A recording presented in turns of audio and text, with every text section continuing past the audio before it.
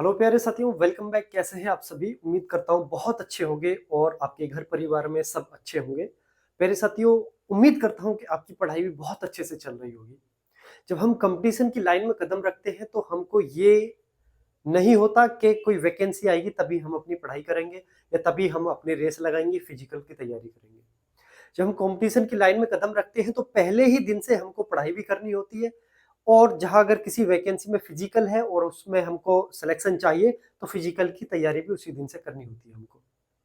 ये नहीं होता कि नोटिफिकेशन आएगा तब हम पढ़ाई करेंगे या फिर एग्जाम क्वालिफाई हो जाएगा तो फिजिकल की डेट आएगी तब हम फिजिकल करेंगे। नहीं, पहले ही दिन से जिस दिन हम अपने माइंड में बैठाते हैं कि हमको सरकारी नौकरी चाहिए, हमको कंपटीशन की लाइन में जाना है, हमको कंपटीशन की तैयारी करनी है, हमको प्रतियोगी परीक्षाओं में सम्मिलित होना है, तो हम उसी दिन से पूरी अपनी संपूर्ण तैयारी करके लेकर चलते हैं, है ना। कंपटीशन की लाइन में ये जरूरी नहीं होता कि आपके दिमाग में ये है कि हम केवल और केवल पुलिस में जाएंगे। समय बीतता जाता है तो हमारे गोल भी चेंज होते चले जाते हैं। फिर हमको लगता है कि लेखपाल की आ जाए तो हम पटवारी बन जाए, बैंक की आ जाए तो हम बैंक में लग जाए, टीचर आ जाए तो टीचर में हम चले जाए, है ना, या एसएससी की कोई आ जाए तो हम वो कर ले। समय बीतता जाता है। कंपटीशन एक जुआ है। एक जुआ होता है वो जिसमें पैसे हारते हैं लोग, लेकिन एक जुआ होता है ये जिसमें बच्चे, नौजवान, चाहे वो लड़का हो या लड़की हो, अपनी लाइफ हारते हैं। पैसे वाले जुआ में केवल पैसा हारा जाता है, लेकिन यहाँ लाइफ हारी जाती है, क्योंकि कंपटीशन में आने के बाद में आप ये 100% नहीं कह सकते कि आपका सिलेक्शन होगा ही। सिलेक्शन केवल उन बच्चों का होता है जो बिल्कुल सीरियस होते हैं, और उसमें भी दो कंडीशन होती है। 90% आपकी मेहनत और 10% आपका लक, यानी कि आपके माता पिताओं का दुआ, उनके आशीर्वाद, या अपने यार दोस्त रिश्तेदारों का आशीर्वाद, दुआ। ये दोनों चीज अगर आपके साथ हैं तो आपका सिलेक्शन होगा, अन्यथा नहीं होगा। बहुत बहुत अच्छे पढ़ने वाले बच्चों का भी सिलेक्शन नहीं होता। आपने देखा होगा अक्सर, काफी लंबे समय से तैयारी करते हैं, कई कई साल बीत जाते हैं, लेकिन उनका सिलेक्शन नहीं होता। वो कहते हैं कि हम पेपर में बैठे तो हमसे गोले गलत भर गए, हमसे सवाल नहीं हुए, हमसे ये नहीं हुआ, हमसे वो नहीं हुआ। तो दोनों का होना जरूरी है, आपके लक का भी और आपकी मेहनत का भी ना। तो ऐसे ही जब हम कंपटीशन की तैयारी करते हैं तो हम, गोल तो हमारा होता है कि हमको इस डिपार्टमेंट में जाना, हमको केवल पुलिस की नौकरी करनी है, केवल बैंक की करनी है, केवल टीचर बनना है, या फिर पटवारी बनना है, या हम आरपीएफ में जाना, या एसएससी करनी है, हमको ये होता है। लेकिन समय के साथ साथ फिर ऐसा होता है कि कोई भी वैकेंसी आ जाए, किसी भी डिपार्टमेंट की आ जाए, किसी भी स्टेट की आ जाए, या सेंट्रल गवर्नमेंट की आ जाए, बस हम फॉर्म भर दें, सिलेक्शन ले लें, बस, है ना। तो यही होता है और यही कंपटीशन की सच्चाई भी है। तो हमको तैयारी करनी होती है। मेरा काम आज इतना है कि मैं आपको थोड़ा सा गुड न्यूज देना चाहता हूँ। काफी लंबे समय के बाद में ये गुड न्यूज आप तक पहुंची है। हो सकता है कि आपके पास ये पहले ही खबर पहुंच चुकी हो, क्योंकि पुरानी हो चुकी है ना। लेकिन कहते हैं कि देर आए दुरुस्त आए। बहुत सारे हमारे साथी ऐसे होंगे, चाहे वो लड़का हो या फिर लड़की हो, जिन्होंने अभी तक इसके बारे में नहीं सुना, है ना, कहीं से उनको नहीं पता। लेकिन उसके लिए हम हैं, तो हम आ गए, ठीक है। आपको ऊपर बोर्ड पर देख रहे होंगे, मध्य प्रदेश पुलिस नई भर्ती की जानकारी 2024, और ये भर्ती की मैं बात करूंगा कांस्टेबल की। फुल मतलब 100% प्रूफ के साथ में, फुल प्रूफ होगा। कोई भी इसमें किसी प्रकार की मतलब ये नहीं होगा कि कहीं झूठ है या कोई व्यूज के चक्कर में है या सब्सक्राइब, कुछ नहीं ऐसा। बिल्कुल 100% मैं आपको बताऊंगा, बिल्कुल क्लियरली आप ये कहोगे कि हाँ वाकई है। देखिए, स्टार्ट करते हैं, ठीक है। तो बहुत अच्छी न्यूज है, वाकई अच्छी है, कि पोस्ट अगर आपकी है तो कितनी है, नोटिफिकेशन कब आएगा, और ये पूरी डिटेल मैंने इसके बारे में बताई गई है। प्रूफ जो मैं दूंगा वो मेरे लेफ्ट साइड में दिखाई देगा।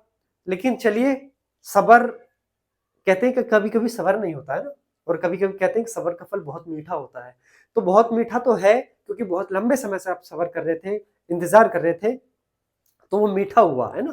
तो लेकिन ज्यादा भी नहीं होना चाहिए, कहीं शुगर ना हो जाए, है ना, डायबिटीज ना हो जाए। तो मेरे लेफ्ट में आप ये देखिए, ये डॉक्टर मोहन यादव, हमारे माननीय मुख्यमंत्री महोदय मध्य प्रदेश, उनके द्वारा ट्वीट किया गया है अपने ऑफिशियल ट्विटर हैंडल पर।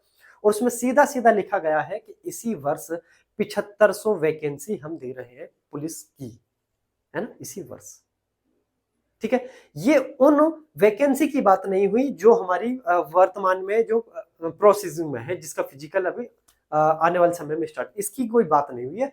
ये आप जो कटिंग देख रहे हो, है ना, ये ट्विटर की है, वहां से आप जाओ, चाहो तो वहां से आप देख भी सकते हो ट्विटर पर।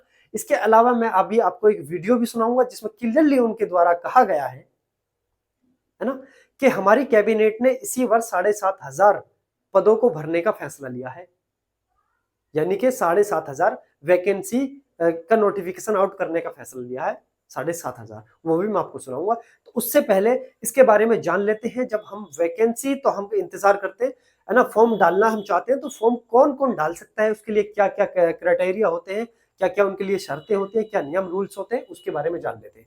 देखिए, सबसे पहले मैंने आपको बता दिया, जो इसमें वैकेंसीज आ रही हैं, वो वैकेंसी आ रही है आपकी 7,500, यानी कि 7500 पद आपके इसमें आ रहे हैं, है ना, आपने देख भी लिया होगा। 7500 पद इसमें आ रहे हैं, बहुत अच्छी वैकेंसी है। नौकरी 24 आपका चैनल है। अगर इससे खुशी हुई हो, आपको प्रसन्नता हुई हो, ये केवल मध्य प्रदेश के लिए नहीं है, बल्कि ऑल ओवर ऑल इंडिया के लिए है।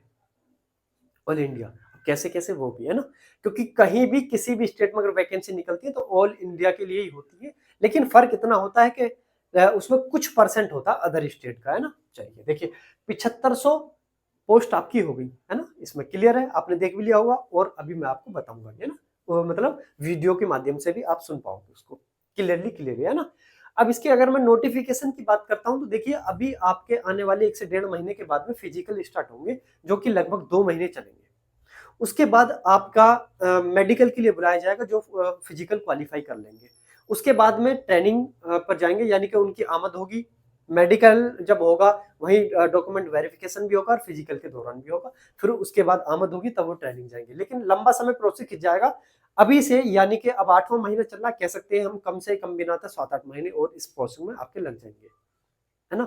लेकिन ये जो आपका नोटिफिकेशन है, लगभग इसी वर्ष के अंत तक, यानी कि 2024 का लास्ट, है ना, 2024 के लास्ट तक नोटिफिकेशन आउट होने की पूरी पूरी संभावना है।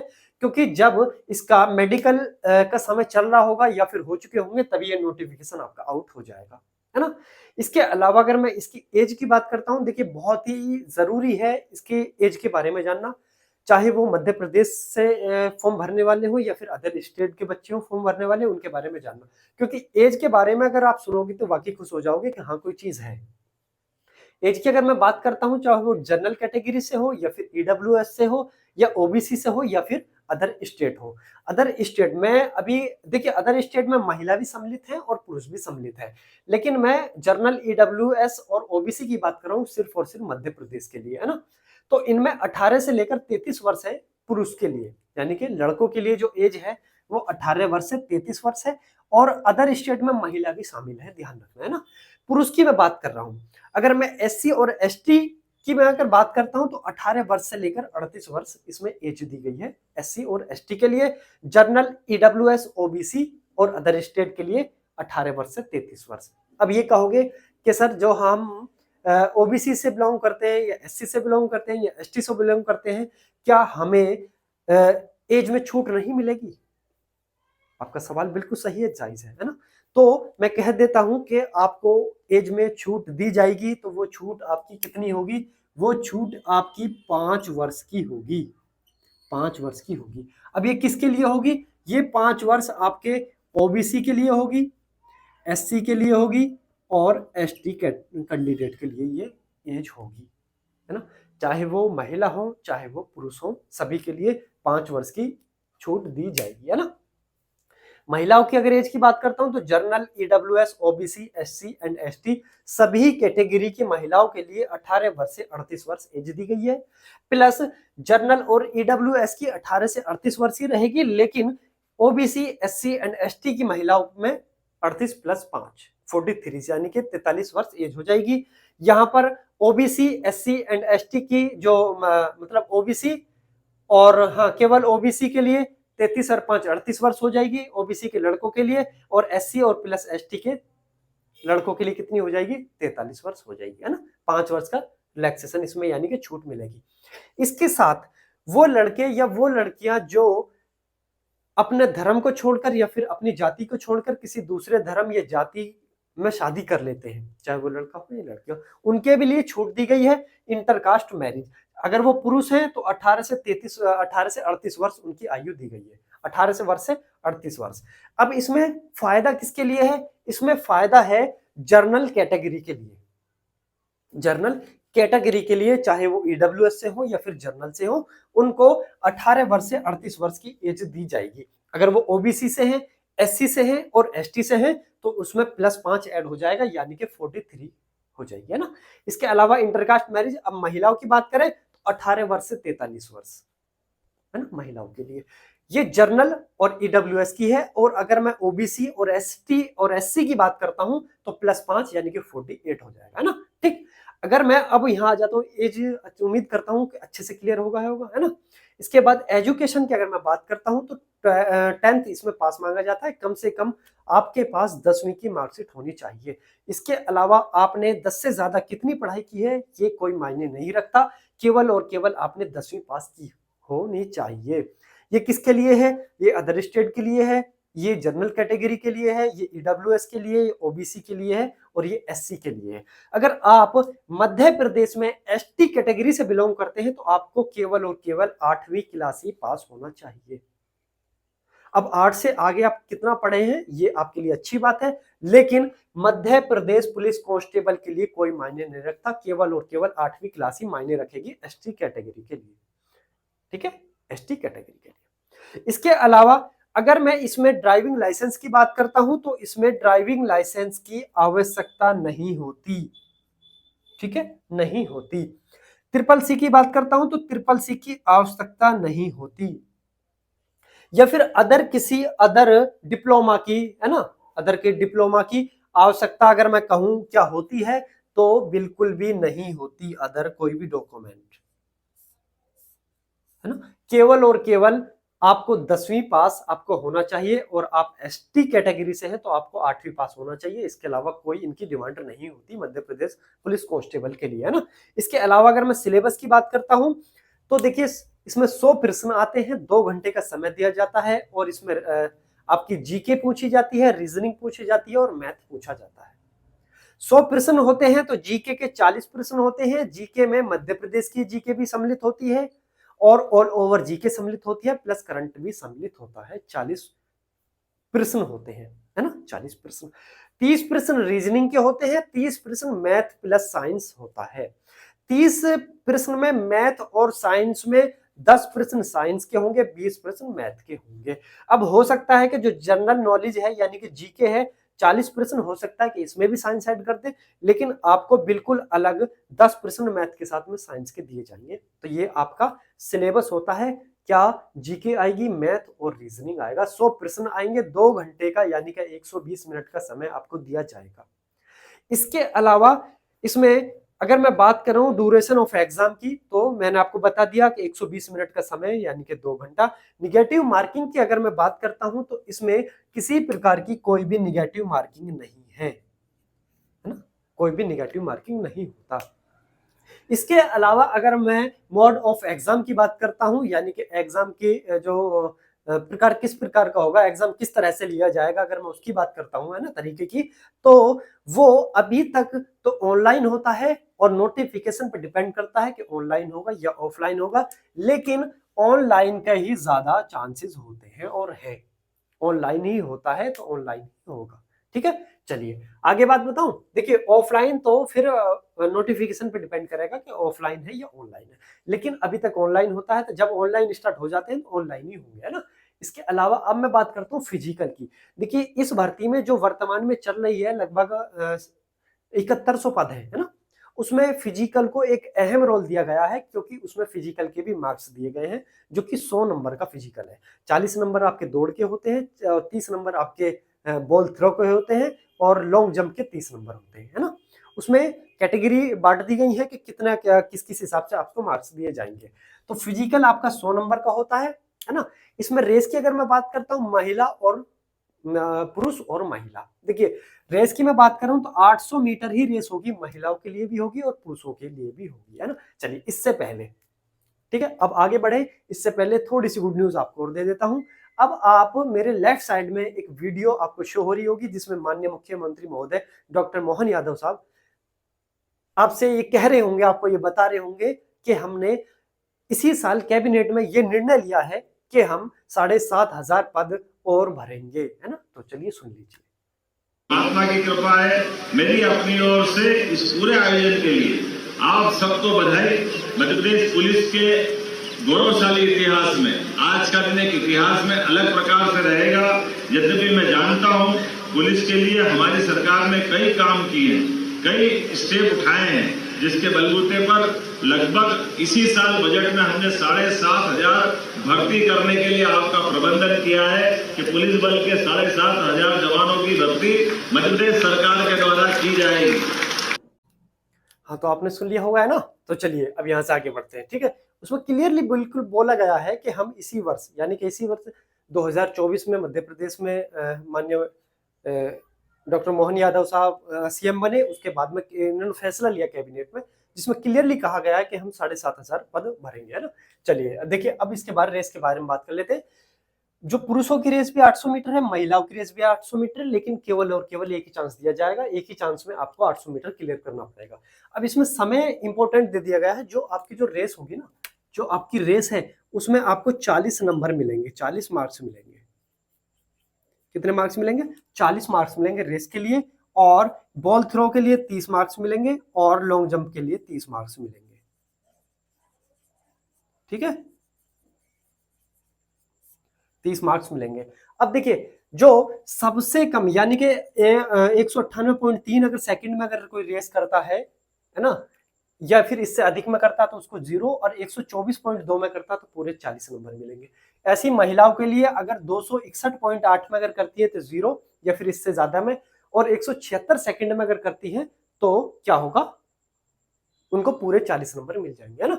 ऐसे ही बिल्कुल सेम अगर बॉल थ्रो की मैं बात करता हूं यानी कि गोला फेंक की, 7.26 लगभग लड़कों के लिए है, 7.26 किलोग्राम का, है ना। और महिलाओं के लिए लगभग 4 के समथिंग है, 4 kg के समथिंग, है ना। थोड़ा कंफर्म नहीं है, ठीक। चलिए इसके अलावा 3.38 मीटर से अगर क्या करते हैं, कम फेंकते हैं या इससे इतना फेंकते हैं तो 0 मिलेगा, और 8 से अगर ज्यादा क्या करते हैं, 8.76 मीटर से अगर ज्यादा फेंकते हैं तो 30 नंबर। बिल्कुल सेम उसी तरह से, और इनमें 3 चांस मिलेंगे, और लॉन्ग जंप में भी आपको 3 ही चांस दिए जाएंगे पूरे, ठीक है। एक में नहीं हुआ तो दूसरा चांस, दूसरा नहीं तीसरा चांस, और तीसरे में भी नहीं हुआ तो फिर बैग उठाना, घर भागे चले आना, ठीक है। फिर वाकई फिर पिटने वाले आपके काम, ठीक। इसके अलावा अगर मैं हाइट की बात करता हूं तो महिलाओं की उसकी पुरुषों की बात करता हूं मैं, तो जनरल, ईडब्ल्यूएस और ओबीसी के लिए 168 सेंटीमीटर, ठीक है, और एससी और एसटी के लड़कों के लिए 165 सेंटीमीटर। वहीं अगर महिलाओं की बात करता हूं, general, EWS, OBC, SC, ST यानी कि सभी कैटेगरी की महिलाओं के लिए 155 सेंटीमीटर। जनरल के बच्चे ये ध्यान रखें, चाहे वो अदर स्टेट में, मतलब जो अदर स्टेट के बच्चे हैं, चाहे वो अपने स्टेट में किसी भी कैटेगरी में आते हो, लेकिन जब हम दूसरे स्टेट में फॉर्म डालते हैं तो हम जर्नल में ही काउंट होते हैं, और जो कंडीशन यहाँ जर्नल की होती है वही कंडीशन आप पे अप्लाई होगी, है ना। तो चलिए चेस्ट की अगर मेल की मैं बात कर लेता हूँ, general, OBC, SC and ST के लिए 79 सेंटीमीटर नॉर्मल, 5 सेंटीमीटर के फुलाव के साथ में 84 सेंटीमीटर 5 फुट फुलाव चाहिए, है ना। क्या चाहिए? फुलाव चाहिए 5 सेंटीमीटर का। इसके अलावा चेस्ट अगर मैं फीमेल की बात करता हूँ तो चेस्ट नहीं होती है बल्कि वेट होता है। वेट कितना होता है ये इसमें मैं थोड़ा डाउट में हूं, तो आप मुझे क्या करेंगे, आप मुझे कमेंट में बता दीजिए, ठीक है।